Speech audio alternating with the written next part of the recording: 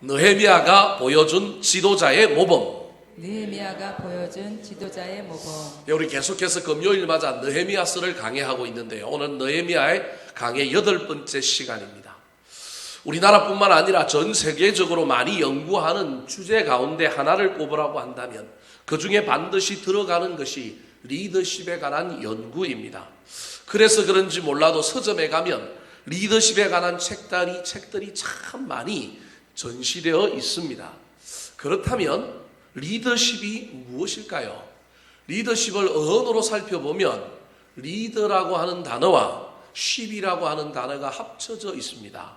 리더십은 리더가 타는 배입니다. 근데 타고만 있는 것이 아니라 그 배를 이끌고 몰고 목적지까지 이동하는 능력을 뭐라고 얘기하느냐면 리더십이라 그렇게 말할 수 있습니다. 한국어로는 리더십을 지도력 이렇게 많이 번역해 놓습니다. 여러 가지 리더십에 대한 이론들이 있지만 이 리더십에서 가장 중요한 단어 하나를 딱 꼽으라고 한다면 그것은 영향력입니다. 리더가 따르는 사람들, 추종자들 아니면 그와 함께하고 있는 모든 사람들에게 영향력을 끼쳐서 그 사람들을 변화하게 만들고 일하게끔 하게 하고 꿈과 비전을 품게 만들고 무엇인가를 이루며 달려가도록 만드는 놀라운 힘, 그 영향력이 리더십에 있어서 가장 중요합니다. 특별히 이 영향력을 누가 가지고 있어야 되느냐 하면 지도자가 가지고 있어야 합니다. 지도자가 이 영향력을 가지고 있지 않다면 이걸 꼭 파워, 권력이라고만 생각하면 안 됩니다. 여러분 드러나지 않지만 막 앞에서 나서지 않지만 이끌지 않지만 얼마든지 영향력을 미칠 수 있습니다. 중요한 건 지도자에게 이 영향력, 사람을 감화시키고 사람을 감동시키고 사람을 변화시키는 능력이 지도자에게 있느냐 없느냐 참 중요합니다. 왜냐하면 지도자 한 사람의 영향력이 공동체 전체에 미치는 영향력의 엄청난 부분을 차지하고 있기 때문에 그렇습니다. 공동체의 변화, 그 안에 있는 많은 다른 사람들로 말미암아 그 변화가 일어나기도 하지만 확률적으로 통계적으로 공동체의 변화의 가장 큰 원인, 추동력은 지도자에게 있다 그렇게 말할 수 있는 것입니다. 제가 지금 지도자, 즉 리더십에 대한 이야기를 하는데 이걸 여러분 자꾸 목사인 저의 이야기로만 여러분 이해하면 안 됩니다. 물론 저에 대한 이야기지만 저와 여러분이 어디 있든지 간에 이 리더십을 가지고 영향력을 끼치는 사람입니다. 우리 그리스도인들은 다 리더예요. 복음의 리더인 거예요. 우리는 다 이 영향력을 가지고 가정에서 내가 있는 부서에서 교회 안에서 어느 곳에서든지 간에 저와 여러분이 어떤 사람들을 이끌 수 있는 자들이 되어야 하는 것입니다. 영향력을 미치는 여러 가지 방법 중에 여러 가지 방법이 있지만 그 방법 중에 가장 어렵지만 가장 탁월한 것이 있는데 그것이 무엇이냐면 바로 모범, 본이라고 하는 겁니다. 말로 하는 게 아니라 힘으로 하는 것이 아니라 권위와 강제력으로 하는 것이 아니라 가장 중요한 영향력에 가장 어렵고 중요하지만 가장 어려운 영향력의 가장 포변 모델이 되는 것이 있는데 그게 뭐냐면 본이라는 것입니다. 오늘 본문에 이 본을 보인 지도자, 본을 보인 리더십을 가지고 있는 느헤미야의 이야기가 등장합니다. 본인이 기도하는 가운데 예루살렘에 성벽이 무너진 것을 보고 자기가 있는 나라에 왕에게 휴가를 얻어서 총독으로 부임하여 힘들고 어렵고 재원도 자원도 사람도 돈도 없는 상황 가운데서 성벽 재건 공사를 시작한 사람이 누구냐 하면 느헤미야였습니다. 사람들 마음에 불을 지르고 그 사람들 마음에 끌어오르는 용기, 열정이 나오게 만드는 것 어렵습니다. 그런데 느헤미야가 그것을 하여 사람들을 똘똘 뭉치게 했습니다. 뿐만 아니라 이 성벽이 재건되는 것을 방해하는 외부의 적들이 있었습니다. 그 적들이 이간결을 펼치고요, 심리전을 펼치고 여러 가지 일들을 통하여 이 모였던 사람들이 서로 싸우게 만들고 무너지게 만들고 두려움에 떨게 만들려고 하는 괴계를 꾸몄지만 느헤미야가 그것을 또 잘 방비하고 사람들이 한 손에는 창을 들고 또 한 손에는 벽돌을 쌓는 이 놀라운 창을 든 건축가로서의 역할들을 잘 감당함으로 말미암아 성벽이 다 연결되었을 뿐만 아니라 높이는 어느 정도까지 만들어졌느냐 하면 절반 정도까지 만들어졌습니다. 리더가 앞장서고 그 밑에 따르는 펠로우들, 따르는 사람들이, 추종자들이 헌신함으로 힘을 다하여 이 일을 이루어 간 겁니다. 하지만 아직 완성된 것은 아닙니다. 외부의 적과 싸워서 이겼더니 또 다른 문제가 생겼는데 그 문제가 무엇이냐 하면 바로 내부의 적이었습니다. 흉년이 들었고 페르시아 왕국에서 매긴 가중한 세금 때문에, 그리고 성벽을 쌓는데 헌신하는 바람에 생계를 내팽겨치고 이 일에 매진하다 보니 백성들이 집을 팔고 전답을 팔고 심지어 자녀들을 종살이 인신매매까지 하게 되었습니다. 문제는 그 사이에 이런 구조 속에서 고리대금업을 통하여 이익을 보는 사람들이 있었습니다. 그 놀라운 이야기를 알게 되었던 느헤미야가 많은 사람들에게 다시 한번 나서서 우리 안에 이런 일이 있어서 되겠느냐, 가진 자들이 이자 받지 말고 그대로 빌려주고 또 서로 사랑함으로 우리가 하나 되어서 이 일을 이루자. 그게 5장의 이야기입니다. 그런데 이 모든 설득, 가진 자들이 이자를 받지 않게 하고 서로 나누어주고 힘을 합하여 내부의 문제를 해결하는데 가장 기초적인 방법을 사용했는데 그것이 무엇이냐 하면 느헤미야 스스로가 무엇을 보였다고요? 본을 보인 겁니다. 그렇다면 느헤미야는 왜 사람들에게 본을 보일 수 있었을까요? 그가 본을 보일 수 있었던 가장 큰 원동력, 이유는 하나님 때문이었습니다. 15절 말씀 같이 한번 읽어볼까요? 시작! 나보다 먼저 있었던 총독들은 백성에게서 양식과 포도주와 또 은 40세겔을 그들에게서 빼앗았고 또한 그들의 종자들도 백성을 압제하였으나 나는 하나님을 경외함으로 이같이 행하지 아니하고. 내 인기 때문에 내가 높임을 받으려고, 내가 인정을 받으려고 본을 보이는 것은 한계가 있습니다.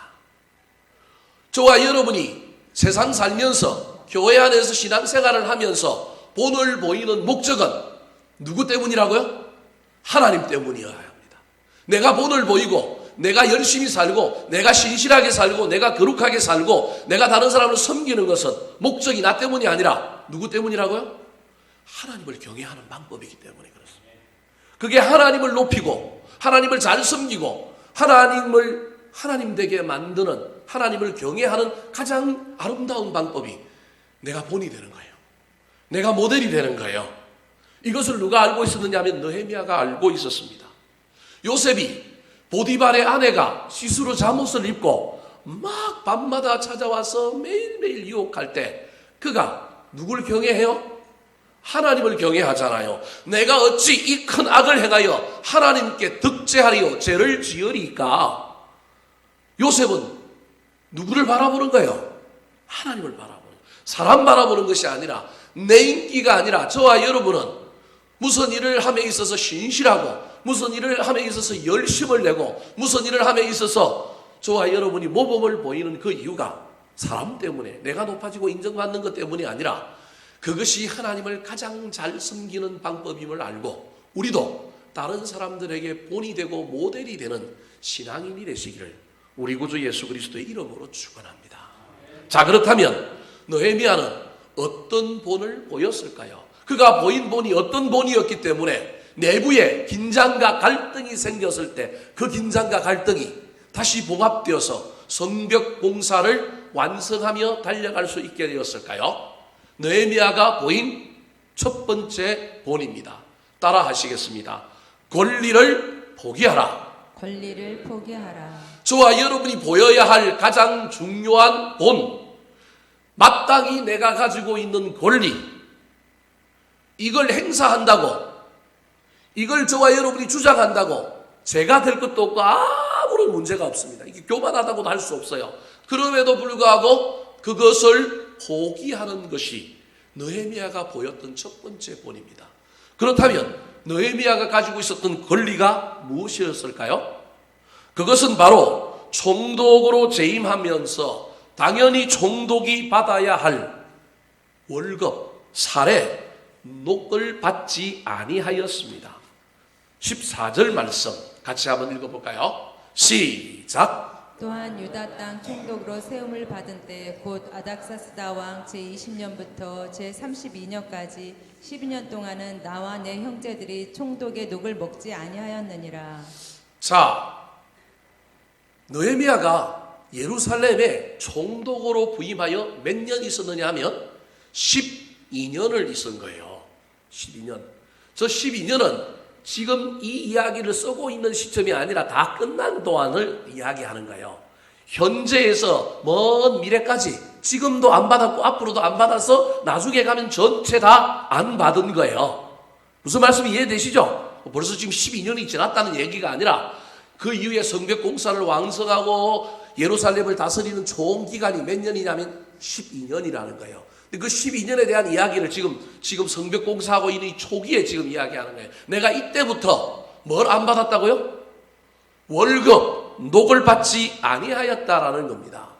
여러분 여기서 오해하면 안 됩니다. 그래서 모든 믿는 자들이, 모든 목회자들이, 모든 대통령이, 모든 앞에 있는 장관들이, 모든 국회의원들이, 저와 여러분이 살고 있는 모든 일들 가운데 어떤 직업을 가지고 있는 사람들이 무보수로 일해야 한다. 지금 제가 그 얘기를 하는 게 아닙니다. 여러분 오해하면 안 됩니다. 그것이 옳은 일이라고 막 그렇게 얘기하면 여러분 큰일 납니다. 느헤미야는 페르시아 왕국의 최고급 관리였습니다. 그래서 죄송한 이야기지만 받지 아니하여도 살만한 재력이 있었다라고 하는 것을 의미합니다. 무슨 말씀이 이해되십니까? 네. 교회와 관련하여 작은 교회 운동을 한다든지 아니면 좀 독특한 교회론을 가지고 교회를 하시는 목사님들을 보면 그 목사님들 중에 간혹 교회로부터 뭘 안 받는 분들이 있냐면 사례를 안 받는 분들이 있어요.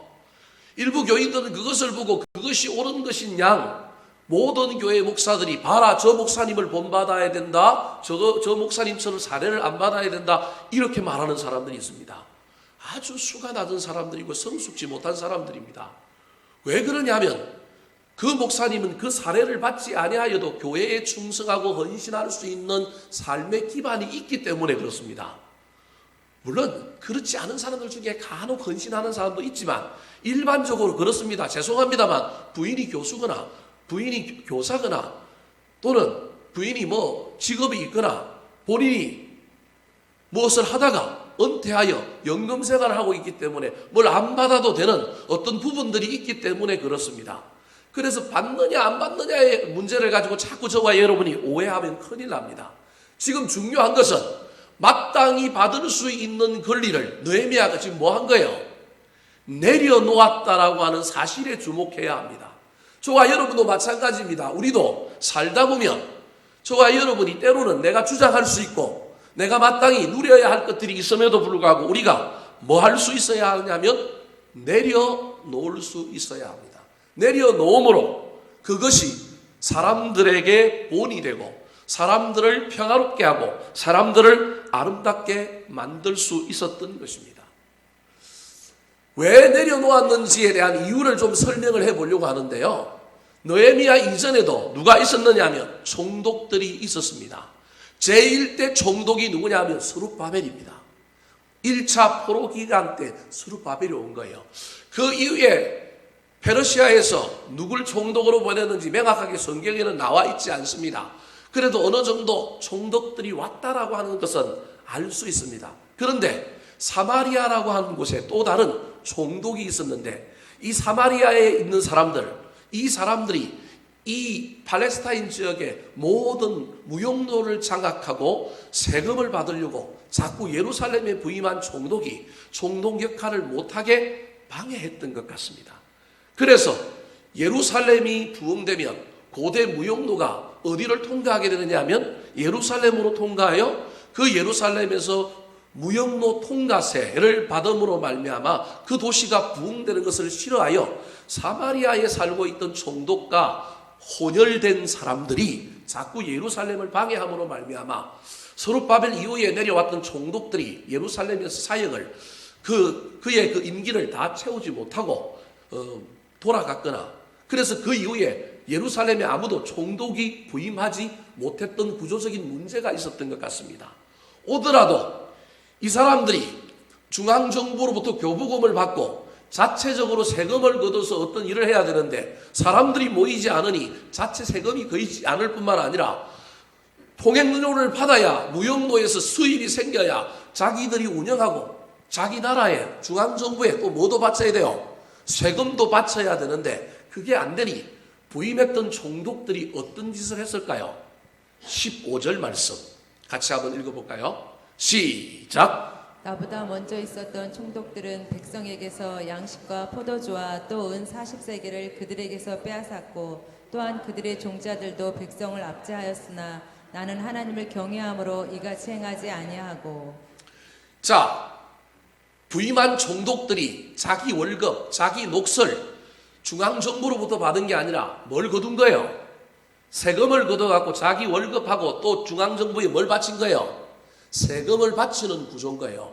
이건 뭐 어느 시대나 다 거의 동일합니다. 지금 이제 현대 국가가 오니까 뭐 이제 뭐 월급 체계가 있고 뭐 국고가 있어서 주지만 옛날에는 전부 뭐 그렇지 않았습니다.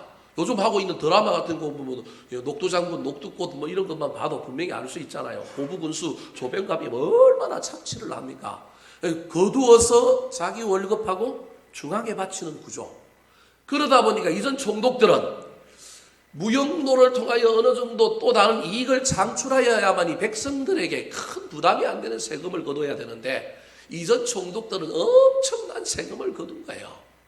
지금 느헤미야가 무슨 얘기를 하고 있느냐 하면 백성들이 흉년과 세금과 이런 문제 때문에 성벽 쌓느라고 헌신하는 바람에 그러면 하나님이 복을 주셔야 되는데 복은커녕 자꾸 먹는 문제가 해결이 안 돼서 전답을 팔고 집을 팔고 자식들을 인신매매하고 근데 거기에 고리대금으로 민장과 기인들이 그 귀족들이 그것을 통하여 이익을 보는 구조 앞에서 이 민장과 기인들을 꾸짖어서 그 일을 못하게 하고 그들이 선한 마음을 가지고 율법에서 금하고 있는 이자돌이 하지 말고 율법에서 이야기하고 있는 이웃사랑 자기 백성들을 사랑하는 그 놀라운 이야기를 이끌어내기 위하여 지금 무슨 얘기하고 있느냐 하면 봐라 사람들이 옛날에 총독들은 이랬지만 나는 내 권리를 포기하고 내가 이렇게 하고 있으니 너희들도 누구를 본받으라고요?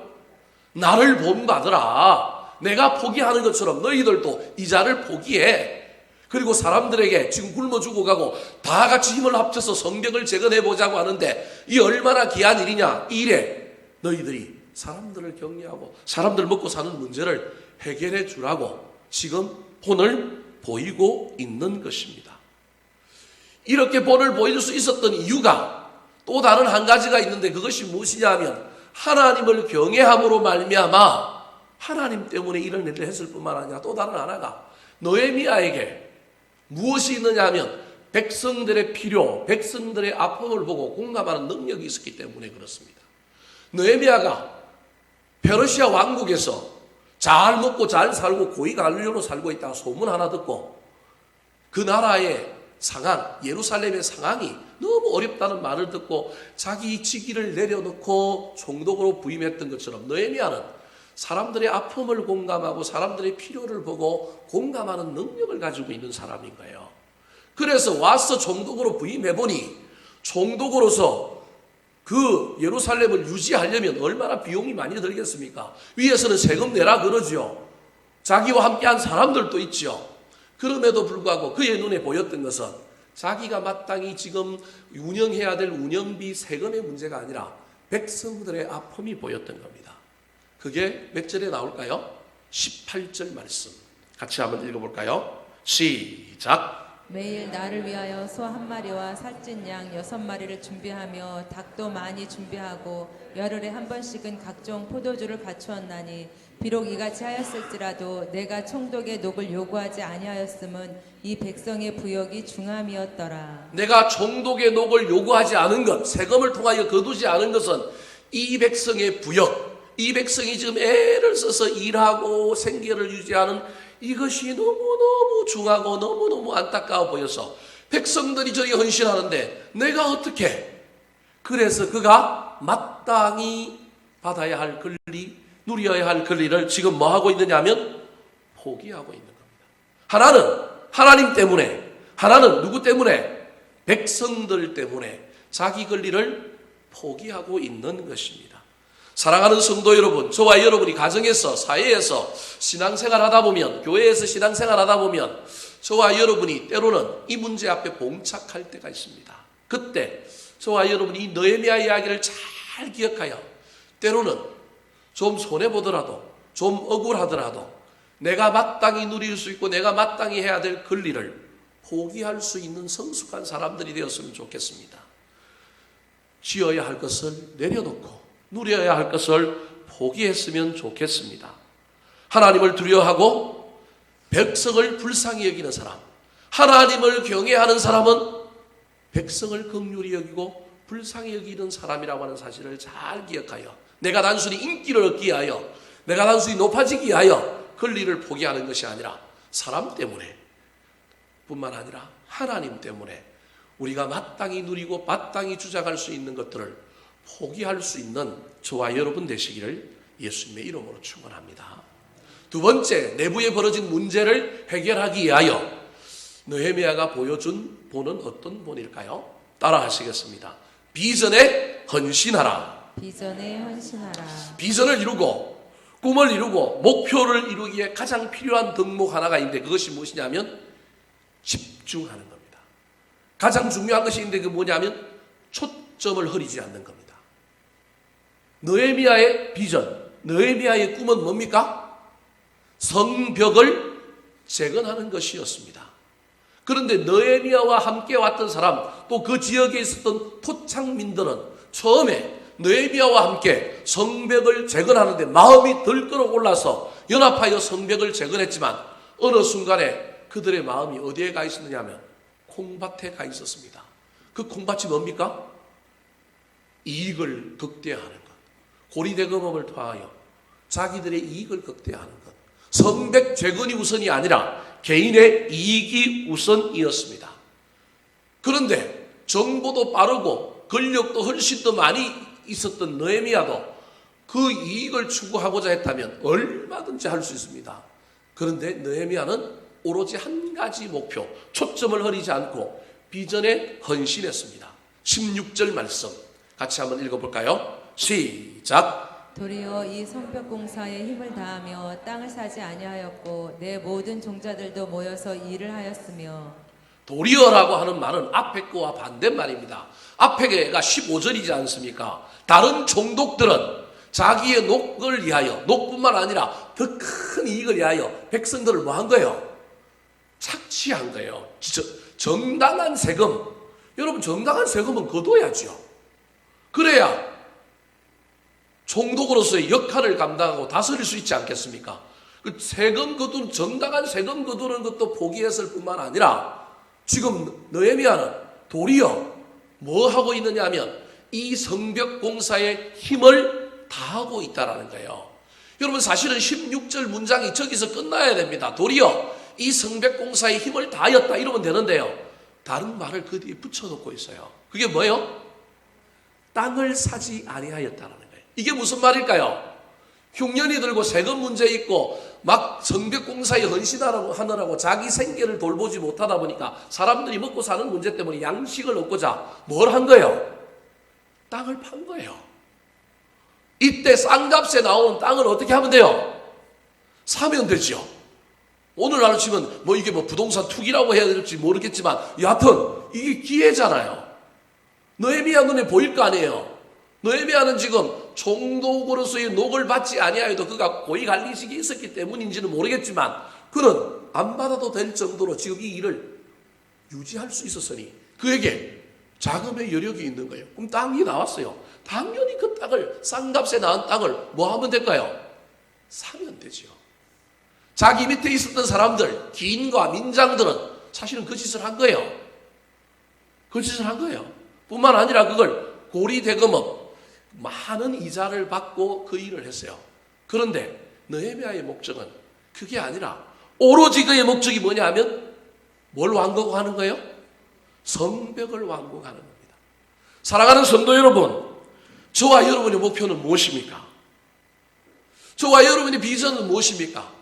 혹시 저와 여러분이 그 비전을 달려가다가 나도 모르는 사이에 벌어진 문제 앞에 시위와 시세의 상황 앞에서 저와 여러분이 목표와 비전은 잃어버리고 엉뚱한 일에 지금 혹시 우리가 빠져 있지는 않습니까? 본을 보여야 할 가장 중요한 것은 권리를 포기하는 본도 보여야 하지만 가장 중요한 본은 내 사명을 붙드는 겁니다. 가장 중요한 본은 하나님이 나에게 주신 꿈, 비전을 붙들고 열심히 달려가는 겁니다. 느헤미야는 흔들리지 아니하였습니다. 그래서 백성들에게 권리를 포기하는 본을 보였을 뿐만 아니라 무슨 본을 보이고 있느냐 하면 멈추지 말아야 할 본, 흔들리지 말고 끝까지 가야 할 본, 성벽을 재건하는 것입니다. 사랑하는 성도 여러분, 지도자는 소유를 위하여 일하는 자가 아니라 지도자는 목표를 향하여 돌진하는 사람입니다.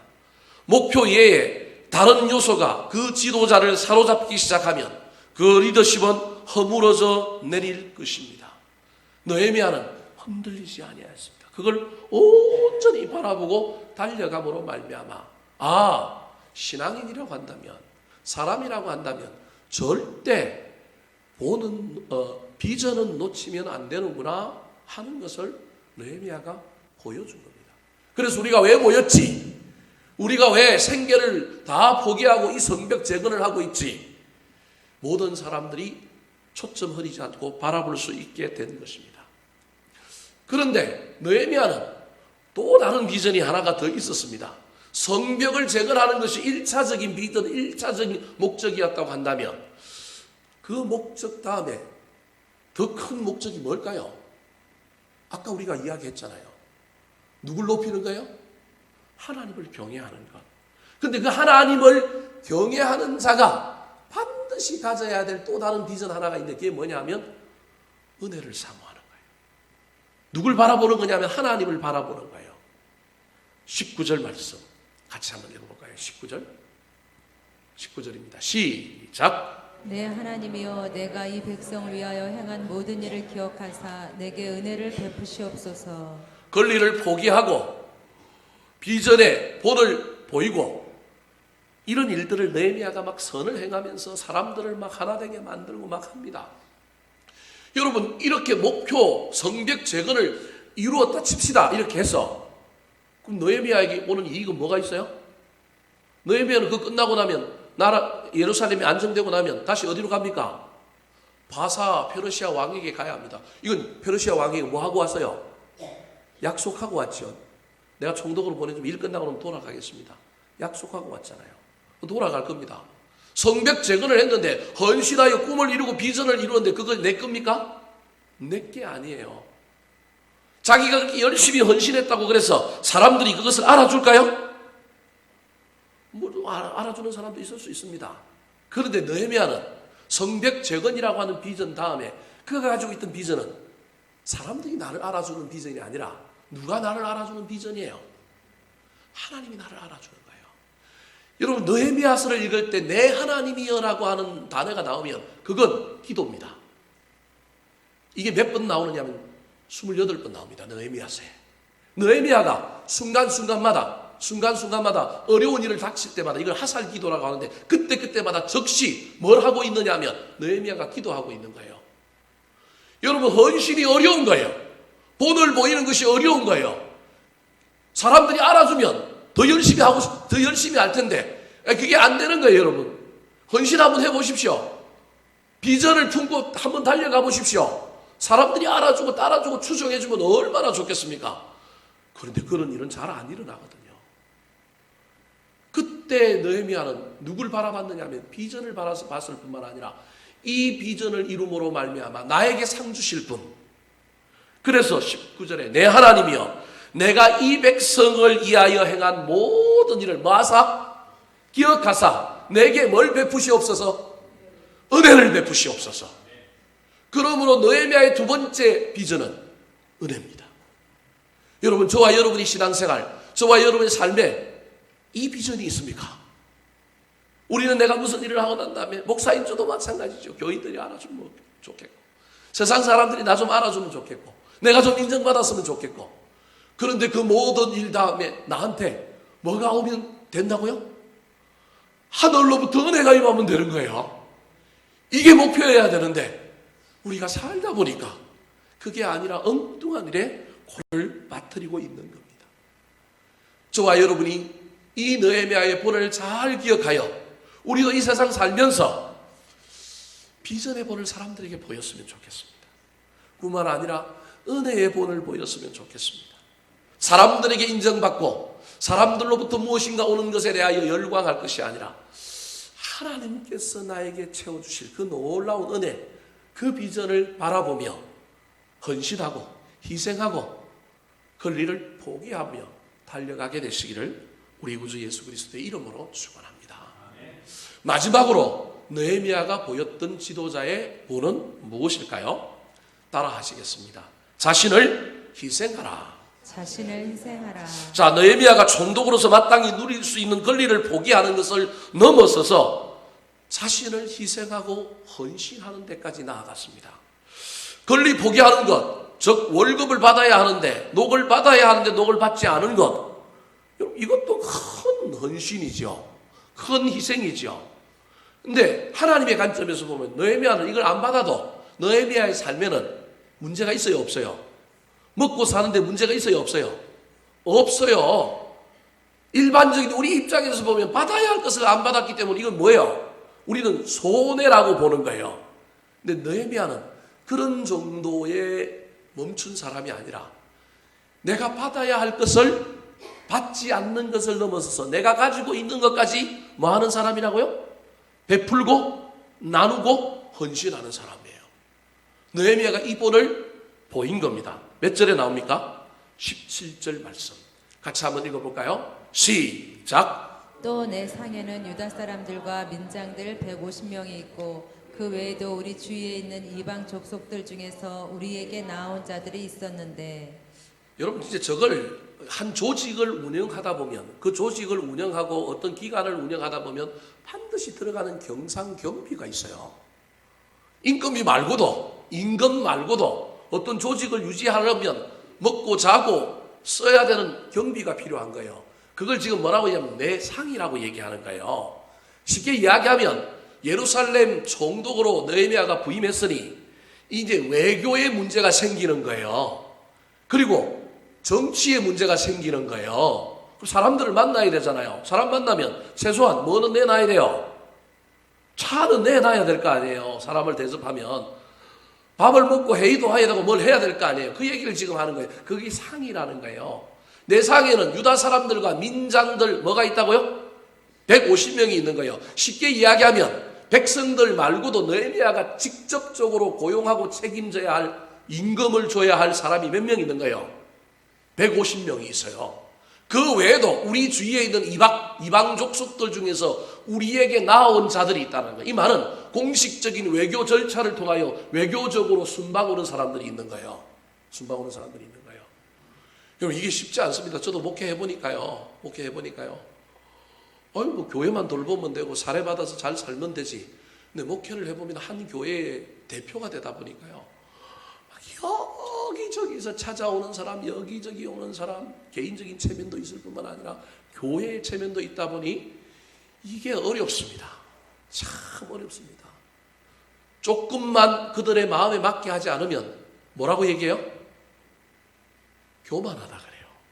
아니 제가 뭘 교만합니까? 교만한 게 아니라 대접할 재간이 없어서 대접을 안 했을 뿐인데 뭘 좀 도와달라 그러는데 도와줄 수 있는 상황이 아니니까 지금 돕는 것만 해도 어려운데 못 돕는데 안 돕는 순간에 저보고 뭐라 그런다고요? 교만하대요. 교회 조금 부흥하고 뭐 하더니 교만하다 그러는 거예요. 참 그래서 거절하는 거 이 숙제입니다. 숙제. 거절하는 거 숙제예요. 여기저기서 얼마나 많은 사람들이 찾아오고 얼마나 많은 일들을 그렇게 하는지 모릅니다. 이게 거절하는 게 얼마나 어려운지 모릅니다. 느헤미야가 총독이 되어서 지금 이 문제가 있는 거예요. 세금을 거둬서 이 사람들을 먹이고 자기 월급도 가져가야 되고 성벽 공사를 하면 뭐는 또 들까요? 재료비는 안 들까요? 재료비도 들겠죠. 이런 일들을 해야 되는데 자기가 보니까 지금 백성들이 자원하여 그 재료비를 만들고 몸으로 떼우고 섬기고 봉사하고 사실은 임금을 줘가면서 세상적으로 하면 성벽 공사를 해야 되는데 임금도 안 받고 목숨이 위험한 상황 속에서 백성들은 저렇게 열심히 성을 쌓는데 자기들의 시간, 재능, 물질을 들여서 저렇게 하고 있는데 내가 돈을 받아? 그래서 권리를 포기한 거예요. 포기했을 뿐만 아니라 실질적으로 뭘 운영하려다 보니까 운영비가 들어가는 거예요. 사람들이 찾아오니까 밥 먹어야 되고 회의해야 되고 뿐만 아니라 이게 종독이니까 일종의 한 나라란 말이에요. 다른 나라에서 부임했다고 인사하고 찾아오고 외교적으로 뭐 회의하고 뭐 조약을 맺자 그러고 갈등이 생기고 이런 문제 때문에 나오는 사람들이 있는 거예요. 그래서 이들 때문에 들어가는 경비가 있는 거예요. 그 경비를 18절에 소개하고 있어요. 자, 18절 말씀 같이 한번 읽어볼까요? 18절 시작. 매일 나를 위하여 소 한 마리와 살찐 양 6마리를 준비하며 닭도 많이 준비하고 열흘에 한 번씩은 각종 포도주를 갖추었나니 비록 이같이 하였을지라도 내가 총독의 녹을 요구하지 아니하였음은 이 백성의 부역이 주황이었더라. 저 번역을 잘못해놔갖고 저 여러분이 읽는 순간에 저기 헷갈리는 거예요. 매일 나를 위하여 이러니까 개인적인 이기적인 욕심 이익을 위하여 이렇게 해석이 되는 거예요. 이게 매일 나를 위하여 아니라 매일 총독으로서의 우리나라를 위하여 이런 말입니다. 무슨 말씀이 이해되시죠? 예루살렘 총독, 예루살렘이라고 하는 도시의 대표로서 자기 일을 이야기하는 거예요. 자기 개인의 이익을 위한 게 아니라 매일 나를 위하여라고 하는 것은 이 총독으로서 이 직무를 수행하고 이 작은 나라지만 이 나라를 다스리는 일들을 위하여 총독부를 운영하는데 소 한 마리, 살찐 양 6마리, 닭도 있어야 되고 그 다음에 열흘에 한 번씩 뭐가 있어야 됐다고요? 포도주가 필요했는데 그걸 사람들에게 빼앗아 한 것이 아니라 갖추었나니 누가? 내가가 누구예요? 느헤미야 스스로. 무슨 말씀이 이해되십니까? 여러분 눈으로 암만 저거를 읽어도 저처럼 이렇게 해석이 안 될 겁니다. 제가 번역을 잘못해놔서 그렇거든요. 근데 히브리어 원문을 보면 저게 명확합니다.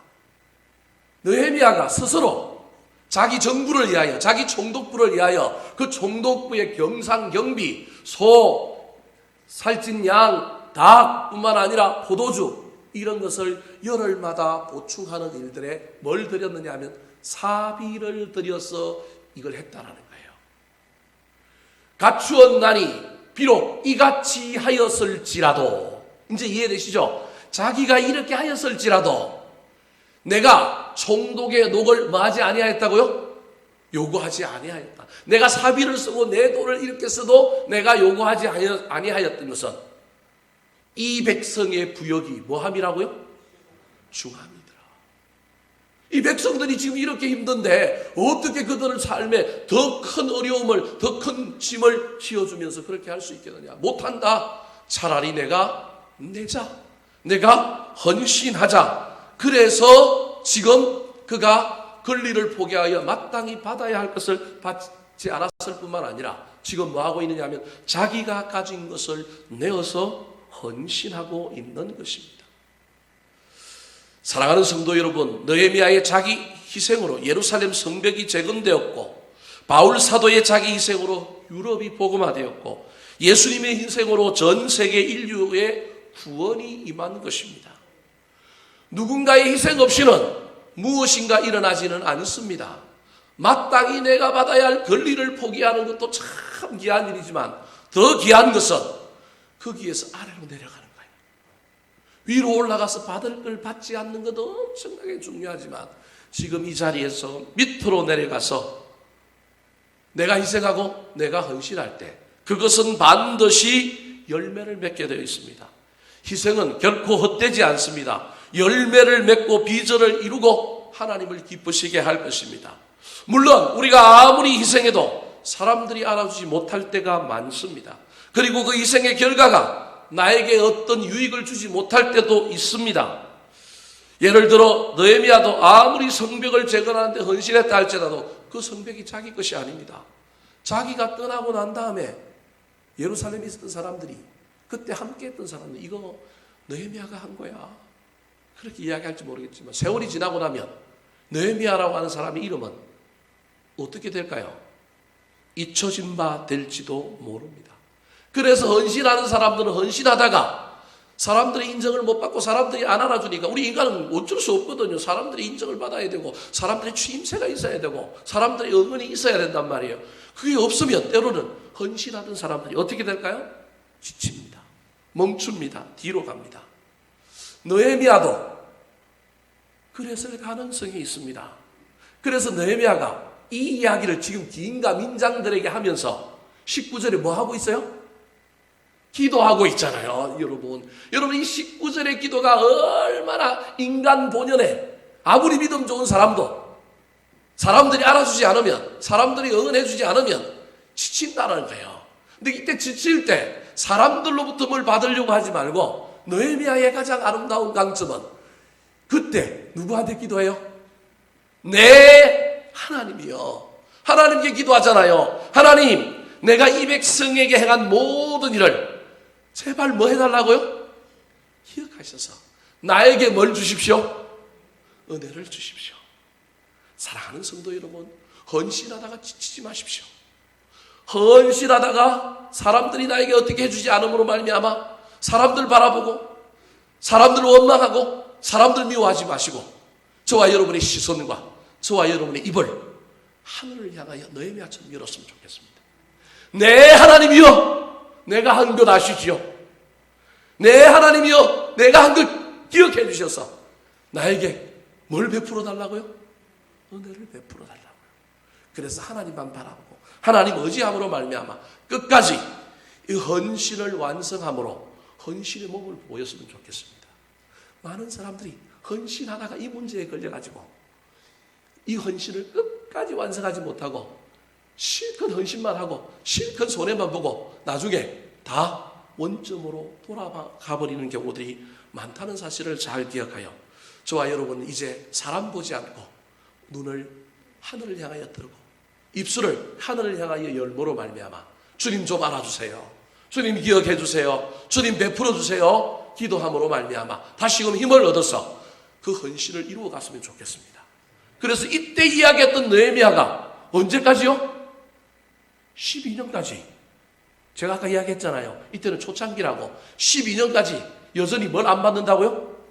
누굴 안 받았어요. 그래서 사람이 선포하고 공표하는 것 아주 위험합니다. 이거 못 지킬 가능성도 있잖아요. 그런데 그렇게 함으로 그걸 뭐 한 거예요? 지킨 거예요. 가다가 지치고 가다가 낙심될 때 느헤미야처럼 저와 여러분이 하나님 앞에 기도함으로 말미암아 다시금 힘을 얻고 은혜를 얻어서 그 희생과 헌신의 길, 그 비전의 길, 그 권리 포기의 길을 끝까지 걸어가게 되시기를 우리 구주 예수 그리스도의 이름으로 축원합니다. 한번 따라 하실까요? 느헤미야가 보여준 지도자의 모범. 느헤미야가 보여준 지도자의 모범. 권리를 포기하라. 권리를 포기하라. 비전에 헌신하라. 비전에 헌신하라. 자기를 희생하라. 자기를 희생하라. 우리